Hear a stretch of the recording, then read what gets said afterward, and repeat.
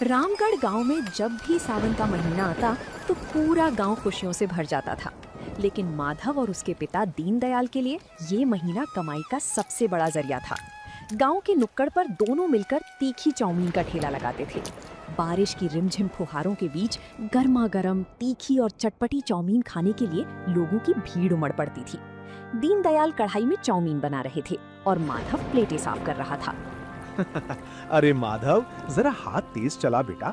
देख आसमान में काले बादल कैसे घिर आए हैं। बारिश शुरू होने से पहले हमें सब कुछ तैयार करना है। जी पिताजी, मैं तो बस लगा ही हुआ हूँ, पर आप मसाले थोड़े ध्यान से डालना। पिछली बार मुखिया जी कह रहे थे कि मिर्च थोड़ी ज्यादा थी।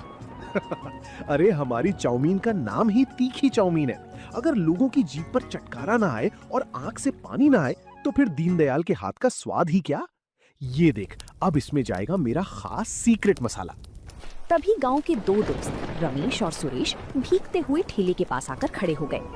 वाह दीनदयाल चाचा, क्या खुशबू आ रही है। इस ठंडे मौसम में आपकी चाउमीन की महक दूर से ही खींच लाई।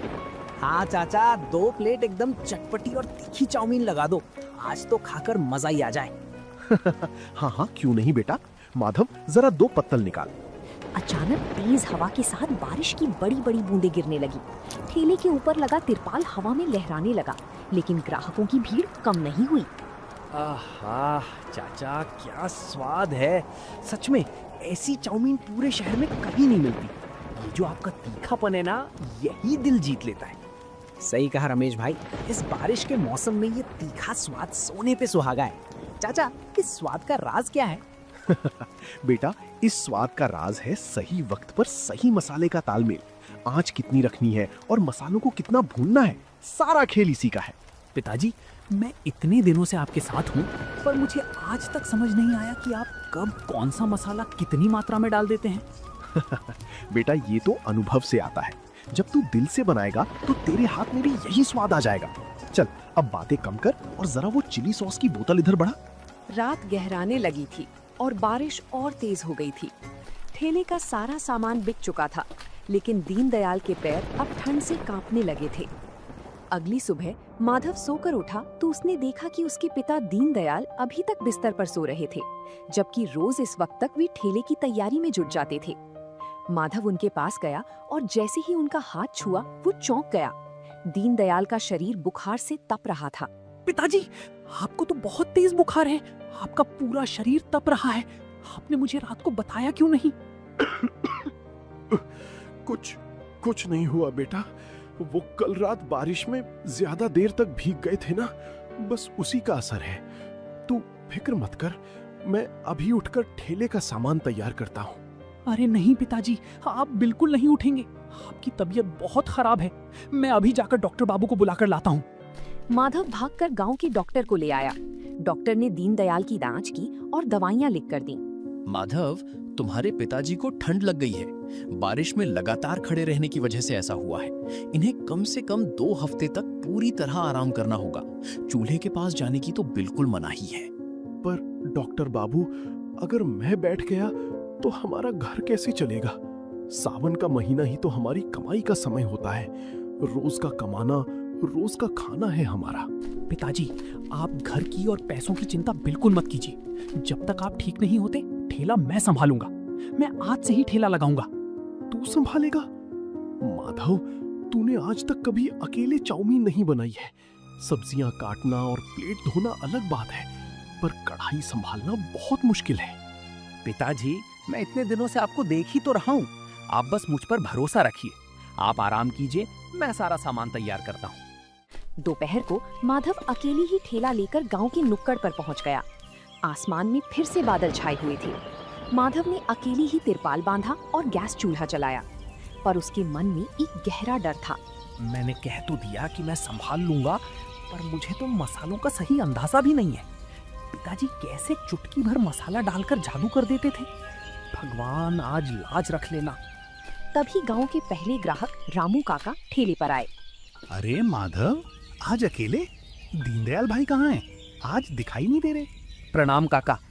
पिताजी की तबीयत खराब है, उन्हें तेज बुखार है, इसलिए आज से कुछ दिन ठेला मैं ही संभालूंगा।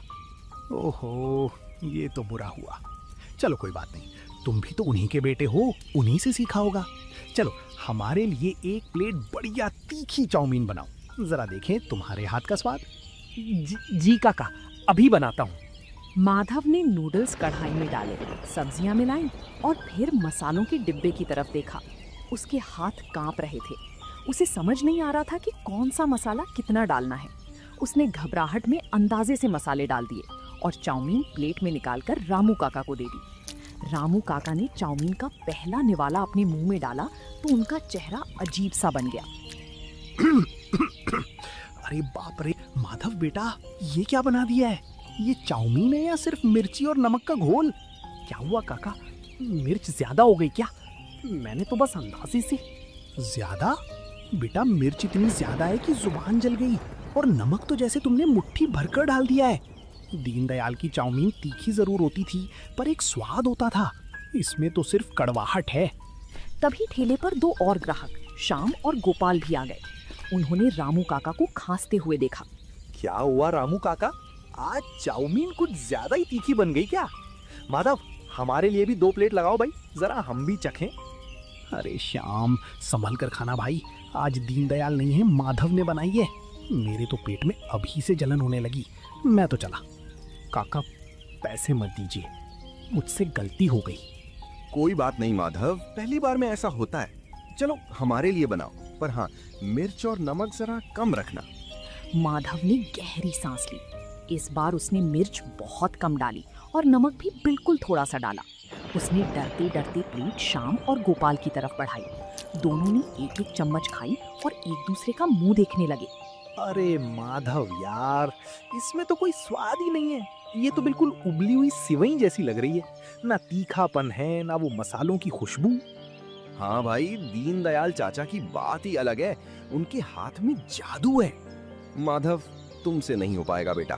तुम कल से अपनी दुकान बंद ही रखो, वरना जितने ग्राहक हैं सब टूट जाएंगे। श्याम और गोपाल प्लेट वहीं छोड़कर चले गए। माधव ठेले के कोने में बैठ गया। उसकी आंखों से आंसू झलक आए। रात को माधव जब खाली हाथ और उदास चेहरा लेकर घर पहुंचा तो दीनदयाल बिस्तर पर लेटे हुए उसका ही इंतजार कर रहे थे। माधव के उदास चेहरे को देखकर वे समझ गए कि आज कुछ ठीक नहीं हुआ है। आ गए माधव? क्या हुआ बेटा, आज चेहरा इतना उतरा हुआ क्यों है?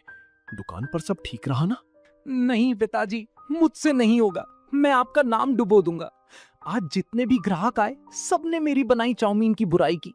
कोई कह रहा था मिर्च ज्यादा है, तो कोई कह रहा था कि इसमें कोई स्वाद ही नहीं है। बस इतनी सी बात पर हार मान गया? बेटा, खाना बनाना सिर्फ पेट भरने का साधन नहीं है, ये कला है। जब तक तू डरकर बनाएगा स्वाद कभी नहीं आएगा। पर पिताजी, मुझे आपके मसालों का अंदाजा ही नहीं है। आप जब बनाते हैं तो खुशबू दूर दूर तक जाती है। मेरे हाथ से वो बात क्यों नहीं आती? क्योंकि तू सिर्फ मसालों को कढ़ाई में डाल रहा है, उन्हें समझ नहीं रहा। सुन, मेरी अलमारी के पीछे एक पुराना डिब्बा रखा है, उसे लेकर आ। माधव उठा और अलमारी के पीछे से एक छोटा पुराना लोहे का डिब्बा निकाल लाया। उसने उसे अपने पिता के हाथ में दिया। ये देख माधव, ये है हमारी तीखी चाउमीन की जान। लोग समझते हैं कि मैं सिर्फ लाल मिर्च डालता हूँ, लेकिन इस डिब्बे में सूखी लाल मिर्च के साथ साथ भुनी हुई काली मिर्च, थोड़ा सा अमचूर और एक खास जड़ी बूटी का पाउडर है, जो तीखेपन को गले में चुभने नहीं देता बल्कि स्वाद बढ़ाता है। अच्छा, तो ये राज था। पर पिताजी, इसे कढ़ाई में डालना कब है और कितनी मात्रा में? यही तो सबसे बड़ी सीख है। जब तेल में लहसुन और प्याज पूरी तरह भुन जाएं और सब्जियां हल्की कच्ची रहें, ठीक उसी वक्त ये मसाला डालना है। ज्यादा भुनोगे तो मसाला जल जाएगा और कड़वा हो जाएगा। और मात्रा एक प्लेट में सिर्फ आधी छोटी चम्मच। पिताजी, क्या मैं कल फिर से कोशिश करूं? मुझे डर लग रहा है कि अगर कल भी लोग नाराज हो गए तो। डर मत बेटा, कल तू जब ठेले पर जाएगा तो ये सोचना कि तू ग्राहकों के लिए नहीं बल्कि अपने बीमार पिता के लिए चाउमीन बना रहा है। जब दिल में अपनों के लिए प्यार होगा तो हाथ अपने आप सही मसाला उठाएगा। पिता की बातों ने माधव के अंदर एक नई उम्मीद जगा दी थी। अगली सुबह आसमान में फिर से काले बादल छाए हुए थे और ठंडी हवा चल रही थी। माधव सुबह जल्दी उठ गया। उसने अपने पिता के पैर छुए, उनका आशीर्वाद लिया और रसोई में जाकर सीक्रेट मसाले के डिब्बे को अपने थैले में रख लिया। आज उसके चेहरे पर डर नहीं बल्कि एक अजीब सा आत्मविश्वास था। वो ठेला लेकर उसी नुक्कड़ पर पहुंच गया। आज कोई गलती नहीं होगी। पिताजी ने जो कहा था मुझे ठीक वैसा ही करना है, जल्दबाजी बिल्कुल नहीं। माधव ने प्याज, शिमला मिर्च और पत्ता गोभी को बारीक बारीक काटा। जैसे ही कढ़ाई गर्म हुई उसने उसमें तेल डाला। तभी कल वाले सुरेश और रमेश वहाँ से गुजर रहे थे। उन्होंने माधव को अकेले देखा तो रुक गए। अरे रमेश देख, तीखी चाउमीन वाले का बेटा आज फिर ठेला लगाए खड़ा है। कल शाम कह रहा था कि इसने बहुत बेकार चाउमीन बनाई थी। हाँ भाई, दीनदयाल चाचा के बिना इस ठेले का स्वाद तो खत्म ही समझो। चलो आज कहीं और चलते हैं। रमेश भाई, सुरेश भैया, तो रुकिए, जरा 2 मिनट मेरी बात तो सुनिए। क्या बात है माधव? देखो भाई, आज हमें पेट खराब नहीं करना है। कल रामू काका भी शिकायत कर रहे थे। भैया, मैं मानता हूँ कि कल मुझसे गलती हुई थी। कल मुझे अंदाजा नहीं था, लेकिन आज मैं आपसे पैसे नहीं मांग रहा। आप बस 5 मिनट रुकिए, मैं 1 प्लेट चाउमीन बनाता हूँ। आप दोनों सिर्फ 1-1 चम्मच चक्कर देखिए।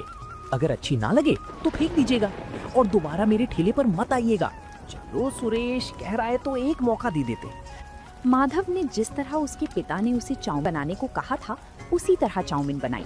फिर उसने अपनी जेब से पिता का दिया हुआ सीक्रेट मसाला निकाला। आधी छोटी चम्मच, बस इतनी ही। उसने मसाला डाला, कढ़ाई को तेजी से हिलाया और गर्मा गर्म चाउमीन प्लेट में निकालकर रमेश और सुरेश के सामने रख दी। मसालों की खुशबू हवा में तैरने लगी।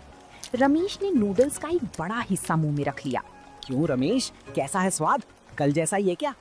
भाई साहब, ये तो कमाल है। सुरेश जल्दी चख, बोल मत कुछ, बस चख। ओ भाई, ये स्वाद, ये तो बिल्कुल दीनदयाल चाचा वाला स्वाद है। नहीं, बल्कि उससे भी थोड़ा ज्यादा सौंधा है। माधव, ये तूने कैसे किया?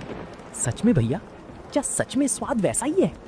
बिल्कुल वैसा ही है माधव, वही तीखापन। इस ठंडी बारिश में ये चाउमीन खाकर तो मजा ही आ गया। रमेश और सुरेश की बातें सुनकर रास्ते से गुजर रही 2-3 और लोग ठेले के पास आकर खड़े हो गए। अरे सच में क्या दीनदयाल भाई जैसा स्वाद आ गया इसके हाथ में? माधव, जरा हमारे लिए भी 1 प्लेट लगाओ भाई। इस बारिश में कुछ तीखा खाने का मन कर रहा है। हाँ काका, अभी लीजिए। एकदम कड़क और तीखी चाउमीन जैसी पिताजी बनाते थे।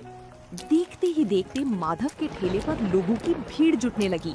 माधव का हाथ अब तेजी से चल रहा था। उसे समझ आ गया था कि मसालों का सही संतुलन कैसे बनाना है। बारिश तेज होती जा रही थी, लेकिन लोग माधव की चाउमीन का आनंद ले रहे थे।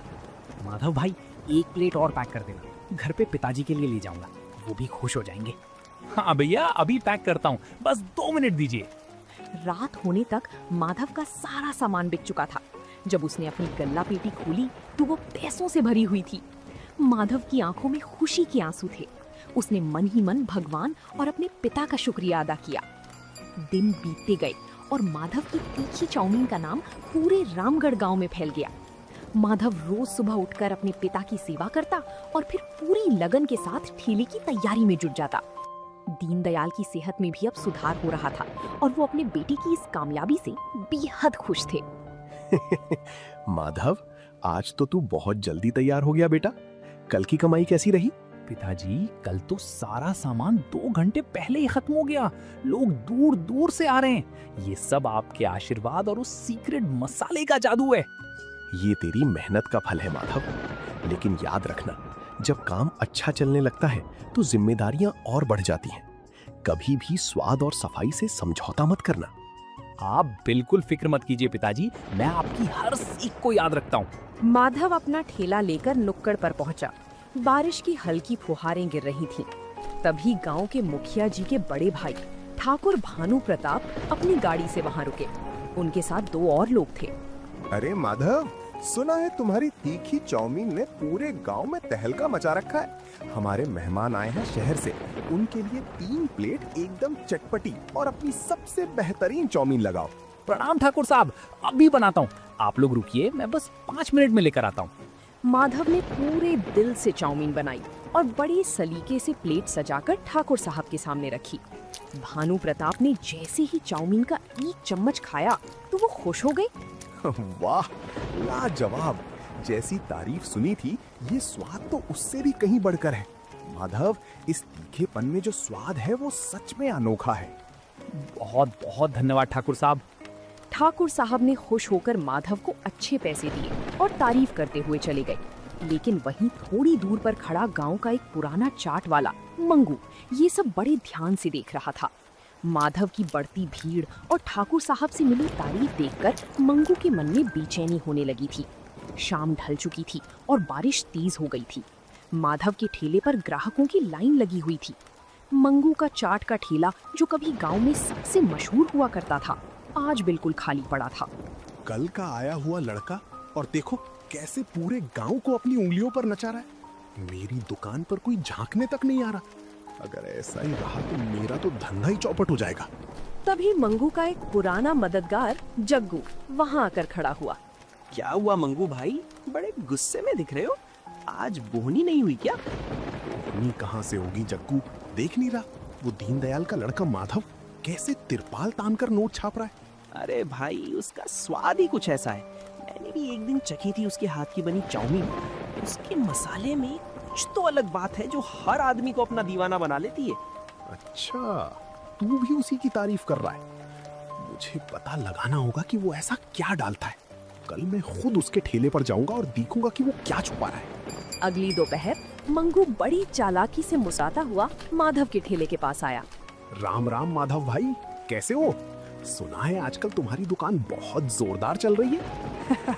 राम राम मंगू भैया, बस सब भगवान की कृपा है और पिताजी का आशीर्वाद है। आप आज यहाँ कैसे? अरे बस ऐसे ही निकल रहा था तो सोचा अपने छोटे भाई से मिलता चलूं। वैसे माधव, दीनदयाल चाचा की तबीयत कैसी है अब? अब पहले से बहुत आराम है भैया। डॉक्टर साहब ने कहा है कि कुछ दिनों में वे बिल्कुल ठीक हो जाएंगे। चलो, बहुत अच्छी बात है। वैसे माधव, जरा हमारे लिए भी एक प्लेट तीखी चाउमीन बनाओ। हम भी तो देखें कि हमारे भाई ने क्या नया हुनर सीखा है। हाँ भैया, क्यों नहीं, मैं अभी बनाता हूँ। माधव चाउमीन बनाने में लग गया। मंगू की नजरें लगातार माधव के हाथों पर टिकी थी। जैसे ही माधव ने अपनी जेब से वो पुराना लोहे का डिब्बा निकाला और कढ़ाई में मसाला डाला, मंगू की आंखें चमक उठी। वो समझ गया कि असली राज उसी छोटे डिब्बे में छुपा है। हाँ, तो सारा खेल इस पुराने डिब्बे का है। वो इसे हमेशा अपनी जेब में रखता है। मुझे किसी भी तरह ये डिब्बा हासिल करना होगा, तभी मेरा धंधा वापस चमकेगा। उस रात बारिश बहुत तेज थी। पूरे रामगढ़ गांव की बिजली गुल हो चुकी थी और चारों तरफ गहरा अंधेरा था। माधव दिन भर की थकान के बाद गहरी नींद में सो रहा था। तभी उसके घर के पीछे वाली खिड़की से मंगू अंदर दाखिल हुआ। वो दबे पांव माधव के कमरे की तरफ बढ़ा, जहां अलमारी के पास माधव का थैला रखा हुआ था। कहाँ है? कहाँ रखा है उसने वो जादुई मसालों का डिब्बा? हाँ, मिल गया। ये रहा लोहे का डिब्बा। अब देखता हूँ माधव, तू कल दुकान कैसे चलाता है। जैसे ही मंगू डिब्बा लेकर पलटा, उसका पैर फर्श पर रखी एक बाल्टी से टकरा गया। तेज आवाज हुई और माधव की आंख खुल गई। कौन है? कौन है वहाँ? रुको! माधव तुरंत चोर के पीछे भागा। घर के बाहर तेज बारिश हो रही थी। मंगू कीचड़ में फिसलकर गिर गया था।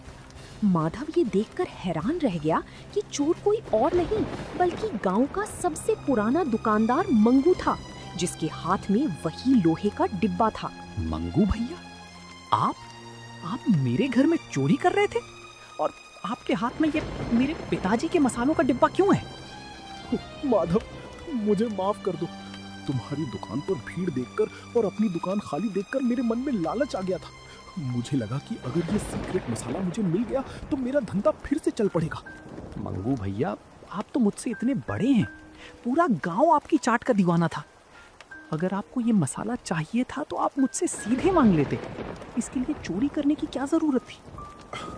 मैं बहुत शर्मिंदा हूँ माधव। मैंने तुम्हारे साथ धोखा करने की कोशिश की।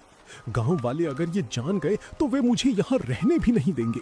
मुझे पुलिस के हवाले मत करना भाई। मंगू भैया, हमारे गांव में किसी का घर उजाड़ना नहीं बल्कि एक दूसरे का साथ देना सिखाया जाता है।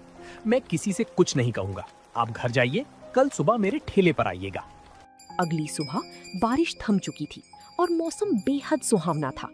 दीनदयाल भी अब काफी हद तक ठीक हो चुके थे और माधव के साथ ठेले पर आए थे।